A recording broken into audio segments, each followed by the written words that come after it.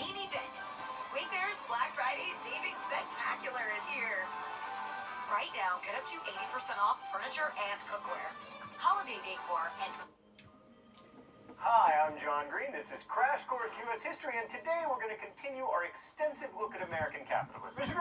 Green, I'm sorry. Are you saying that I grow up to be a tool of the bourgeoisie? Oh, not just a tool of the bourgeoisie, me from the past, but a card-carrying member of it. I mean, you have employees whose labor you can exploit because you own the means of production, which in your case includes a chalkboard, a video camera, a desk, and a xenophobic globe. Meanwhile, Stan, Danica, Raul, and Meredith toil in crushing poverty. Stan, did you write this part? These are all lies. Cue the intro.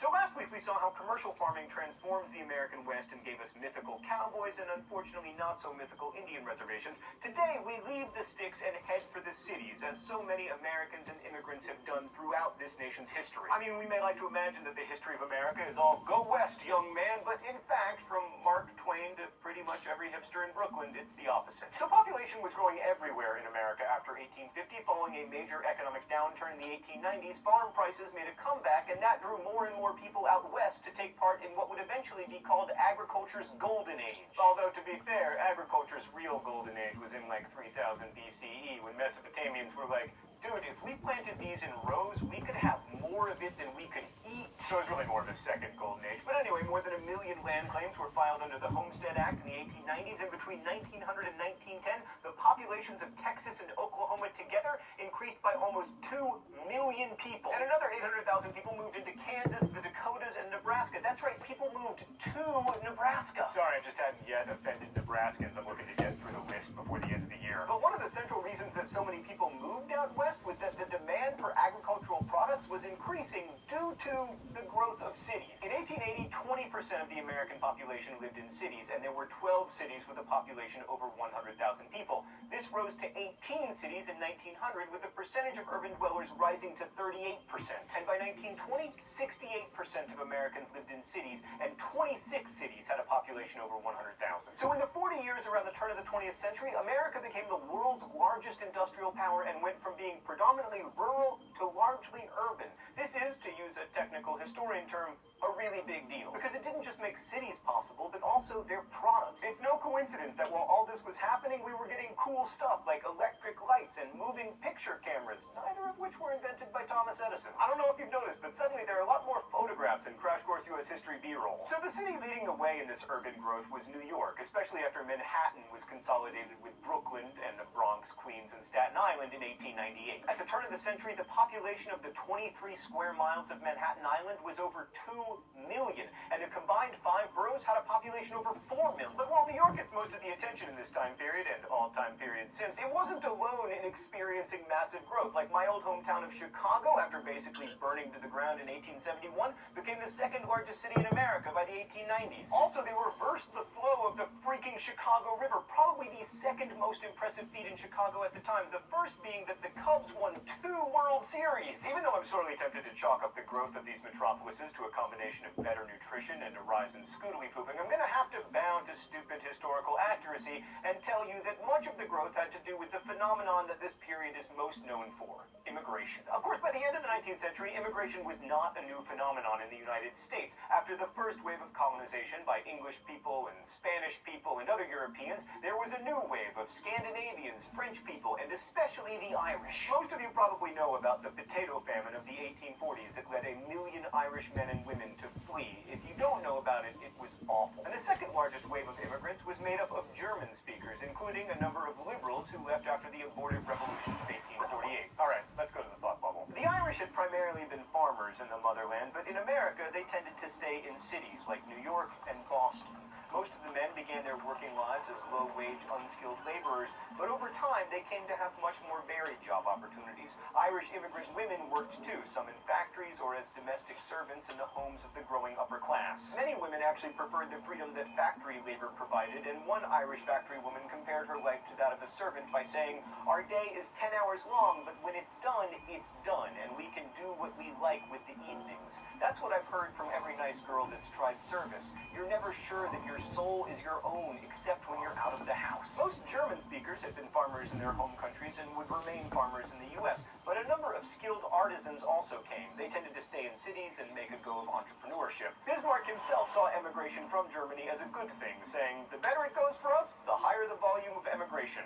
And that's why we named a city in North Dakota after him. Although enough German immigrants came to New York that the Lower East Side of Manhattan came to be known for a time as Kleindeutschland, Little Germany, many moved to the growing cities of the Midwest, like Cincinnati and St. Louis. Some of the most famous German immigrants became brewers, and America is much richer for the arrival of men like Frederick Pabst, Joseph Schlitz, and Adolphus Busch. And by richer, I mean drunker. Hey, thanks for not ending on a downer, thought bubble. I mean, unless you count alcoholism. But by the 1890s, over half of the 3.5 million immigrants who came to our shores came from Southern and Eastern Europe, in particular Italy and the Russian and Austro-Hungarian empires. They were more likely than previous immigrants to be Jewish or Catholic, and while almost all of them were looking for work, many were also escaping political or religious persecution. And by the 1890s, they also had to face new scientific theories, which I'm putting in air quotes to be clear because there was nothing scientific about them, which consigned them to different races whose low level of civilization was fit only for certain kinds of work and predisposed them to criminality. The Immigration Restriction League was founded in Boston in 1894 and lobbied for national legislation that would limit the number of immigrants,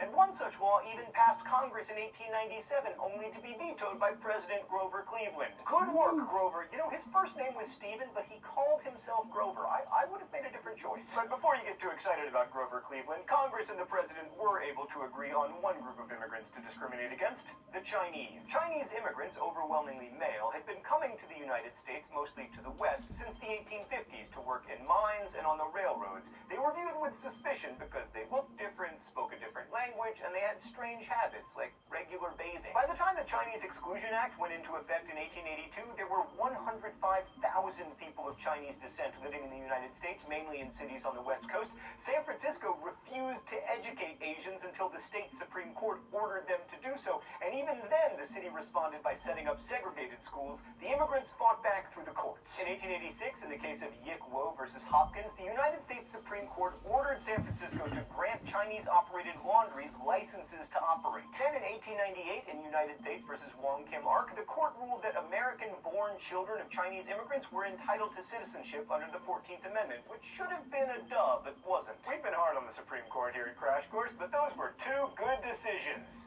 You go, Supreme Court. But despite these victories, Asian immigrants continued to face discrimination in the form of vigilante-led riots like the one in Rock Springs, Wyoming, that killed 26 people, and congressionally approved restrictions, many of which the Supreme Court did uphold. So, yeah. Also, it's important to remember that this large-scale immigration and the fear of it was part of a global phenomenon. At its peak between 1901 and the outbreak of World War I in 1914, 13 million immigrants came to the United States. In the entire period touched off by the industrialization from 1840 until 1914, a total of 40 million people came to the U.S. But at least 20 million people emigrated to other parts of the Western Hemisphere, including Brazil, the Caribbean, Canada, yes, Canada, and Argentina. As much as we have Italian immigrants to thank for things like pizza, and we do thank you, Argentina can be just as grateful for the immigrant ancestors of Leo Messi. Also the Pope, although he has never once won La Liga. And there was also extensive immigration from India to other parts of the British Empire, like South Africa, Chinese immigration to South America, and the Caribbean. I mean, the list goes on and on. In short, America is not as special as it fancies itself. Oh, it's time for the mystery document? The rules here are simple. I guess the author of the mystery document, I get it wrong, and then I get shocked with the shock pen. Sorry, I don't mean to sound defeatist, but I don't have a good feeling about this. All right. The figure that challenged attention to the group was the tall, straight father with his earnest face and fine forehead, nervous hands, eloquent in gesture, and a voice full of feeling. This foreigner, who brought his children to school as if it were an act of consecration, who regarded the teacher of the primer class with reverence, who spoke of visions like a man inspired in a common classroom. I think Miss Nixon guessed what my father's best English could not convey. I think she divined that by the simple act of delivering our school certificates to her, he took possession of America. I don't know. At first I thought it might be someone who works with immigrants, like Jane Addams, but then at the end, suddenly, it's her own father. Jane Addams' father was not an immigrant. Mary Anton, does she even have a Wikipedia page? She does? Did you write it? Stan wrote her Wikipedia page. So this document, while it was written by someone who should not have a Wikipedia page, points out that most immigrants to America were coming for the most obvious reason: opportunity. Industrialization, both in manufacturing and agriculture, meant that there were jobs in America. There was so much work, in fact, that companies used labor recruiters who went to Europe to advertise opportunities. Plus, the passage was relatively cheap, provided you were only going to make it once in your life, and it was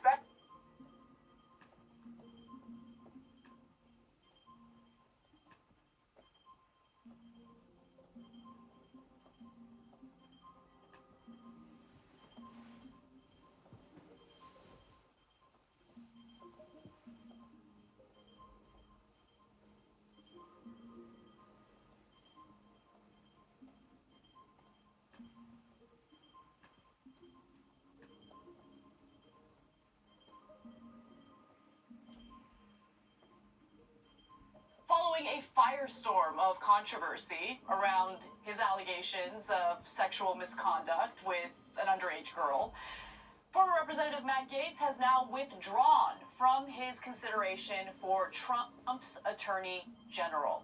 So he made the announcement via post on X, writing, "I had excellent meetings with senators yesterday. I appreciate their thoughtful feedback and the incredible support of so many. While the momentum was strong, it is clear that my confirmation was unfairly becoming a distraction to the critical work of the Trump-Vance transition. There is no time to waste on a needlessly protracted Washington scuffle. Thus, I'll be withdrawing my name from consideration to serve as Attorney General. Trump's DOJ must be in place and ready on day one. I remain fully committed to see that Donald J. Trump is the most successful president in history. I will forever be honored that President Trump nominated me to lead the Department of Justice, and I'm certain he will save America." And Trump accepted this. He had his own statement, and here's what he wrote. Let's take a look. "I greatly appreciate the recent efforts of Matt Gaetz in seeking approval to be Attorney General. He was doing very well, but at the same time, did not want to be a distraction for the administration." So, look, long story short, Trump has accepted it, which is a good sign, right? He didn't try to bully his way into getting Matt Gaetz into that position. And according to the New York Times, Gaetz's decision to drop out was based on 4 other Republican senators who made clear that they were not interested in confirming him. That includes Lisa Murkowski, Susan Collins, Mitch McConnell, and John Curtis. But I also want to make a point that Ken Klippenstein wrote about in his Substack, and I think he's absolutely right. Don't give the Republican senators all the credit, because the people also had spoken. And based on polling, including polling from Morning Consult, Donald Trump's nomination or appointment of Matt Gaetz as Attorney General is the only person that Trump has picked that the people do not favor, okay? So let me just give you the results on that. A Morning Consult poll released Tuesday showed that 41% disapprove of Matt Gaetz as AG pick, compared to 34% who approve. But when it comes to other individuals who Donald Trump has tapped for various roles in his administration, voters approve of Trump's preferred cabinet selections by a margin of 54% to 38%. So Gaetz really stood out as someone that some of the senators didn't want, but more importantly, the people didn't want either. Cenk. Yeah, as I've said from day one, I think Matt Gaetz is a complicated character, so I'm going to pour my 40 to him in a second. And I'm going to tell you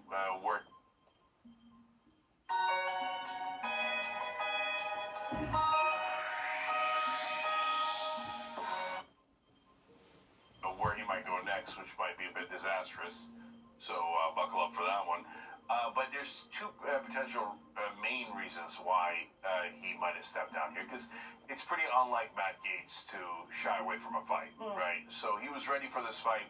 He knew that it was going to come. He knew about the 17-year-old. He knew about the report that was done in the House, etc. So why balk now rather than earlier and go, oh, no, I don't want it, because that's going to be too much of a mess, right? So number one, he got the hell out of Dodge in terms of the House, and this way that report doesn't get released, at least technically, legally, officially, right? And he's not going back to the House. He already dropped out of the House, right? So, but there's two things that happened recently that I think might have made a difference. One, as Anna pointed out, some of the Republican senators, apparently there was 4 already that were a hard no on Matt Gaetz, meaning that he could not be confirmed even if the Republicans had 53 senators in the Senate. Now, having said that, they went a little bit further than that, and this was more from the House and the Senate. So apparently a lot of the members of the House on the Republican side said, we will not agree to recess appointments for the rest of Donald Trump's picks if Matt Gaetz is included in that bunch. So the reason why that's so important is because Trump has a lot of controversial nominees, and one of the things that he's planning to do is that if some of them don't get confirmed or look like they're not going to get confirmed, he's going to ask the House to go into recess and the Senate to go into recess, and he's just going to put them in anyway as a recess appointment. But in order to do that, he needs the approval of the House to do it. And enough Republicans apparently rebelled against Matt Gaetz in the House for them to block the recess appointment idea and strategy that Trump had. So it's his combined colleagues in the Senate and the House, not Democrats, Republicans, that were so adamant that it cannot be Matt Gaetz, that it forced Donald Trump's hand. There was no way around that theoretically. Now, he could have made a giant, spectacular deal out of it and try to beat up all the Republican senators and House members that were in rebellion over this, but that would have been an all-out brawl right from the get-go, and not against the Democrats, but against the Republicans. So apparently they chose to not do that fight. But there was one other thing that might or might not be relevant. So we all know about the sex that he paid for, apparently. That's at least the allegations. And everybody can call me a bad guy. I don't, that's his personal life. I don't care at all. I didn't care when Elliot Spitzer did it, and he was a Democrat sheriff of Wall Street. I don't care when Matt Gaetz does it. Yep. I'm going to come back to the 17-year-old because that's the most relevant part in a second. Yes, I agree with you. I just want to reinforce what you're saying. Look, I mean, you can't pick and choose, if you're on the left especially, you can't pick and choose when sex work is okay. I mean, the left has been wanting to legalize and regulate sex work, so I don't have a problem with him paying for sex with adults. The issue here is the 17-year-old that he has been accused of having sexual relations with, and that's certainly front and center when it comes to the reason why some of his Republican colleagues do not want to confirm him. So the woman who says she had sex when she was a minor with then Representative Matt Gaetz told the House Ethics Committee that she had 2 sexual encounters with him at one party in 2017. So that is at the heart of why there is so much disagreement about him getting confirmed for such an important role. Well, that's what they say. There's other reasons too. Yeah, I don't believe them at all, just to be clear. But there's one part of that might have also spurred Matt Gaetz to drop out today, as opposed to any other day. So CNN says that they had extra details about the second encounter with the 17-year-old, apparently on the same day, and that after they called Matt Gaetz for a comment, 45 minutes after they called him, he dropped out. Now, is it because of that? We don't know, right? But CNN implied that it was, but of course it's their story, so that's why they implied it. So, but why does the second encounter matter? Why on God's green earth would it matter when we already know the essence of it? A sexual relationship with a minor is already devastating. It doesn't matter that much if it was once or twice in the same day. Well, they report that it was a 3-way, and that it was with another adult woman. Now, if Matt Gaetz doesn't want the name of that other adult woman out in public, he might be doing it to protect her partly. Okay? So now, that's a little bit of speculation on my part, but the part I told you about CNN is clear. So the part, Anna, where I say, look, the 17-year-old is a massive concern for real people. Yes, right? Yeah. But for his colleagues in the Senate and the House, I don't think it's a real concern at all. I think half of them have done equally horrible things.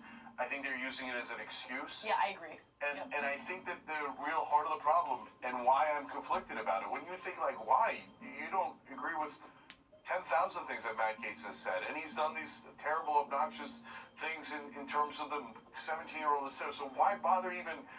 and now he's gone. So why even do a conflicted halfway defense of him? Because I want you guys to understand politics. It's not about Matt Gaetz. It's about the process and how things work. So anytime that somebody challenges power, they will always have some sort of sexual allegation against them. Always, okay? If they're in the establishment, they have the same sex crimes behind the scenes. And that's why the one thing Marjorie Taylor Greene said the other day was true. She's like, oh, do we want to release all the files? Because I got all sorts of files on other That's Republicans. right, yes. Okay. She did make that threat. Yeah. She said that if the House Ethics Committee releases the report that they did on Matt Gaetz, then she's going to air the dirty laundry of all of her Republican colleagues. So apparently that exists, and they all know that it exists. That's crazy. But they never bring it out unless they challenge the establishment, right? And in the case of Madison Cawthorn and Matt Gaetz, it was not just the establishment, and Democrats are fairly impotent to begin with, but it's Republicans that were bothered by Madison Cawthorn and Matt Gaetz, Yep. and they're the ones who said, okay, use the secret files against them, right? And then we'll all pretend to be outraged by the secret files when we all know that we got secret files on so many of us, and none of us are actually outraged by it. I mean, Donald Trump said that he knew that Jeffrey Epstein liked girls young and partied with him for 15 years. Are they outraged by that? No, they're not outraged by it at all, right? So I want you to understand that hypocrisy, because what are the three decent things about Matt Gaetz? And yes, you could say that someone is terrible and still say that they have three redeeming qualities.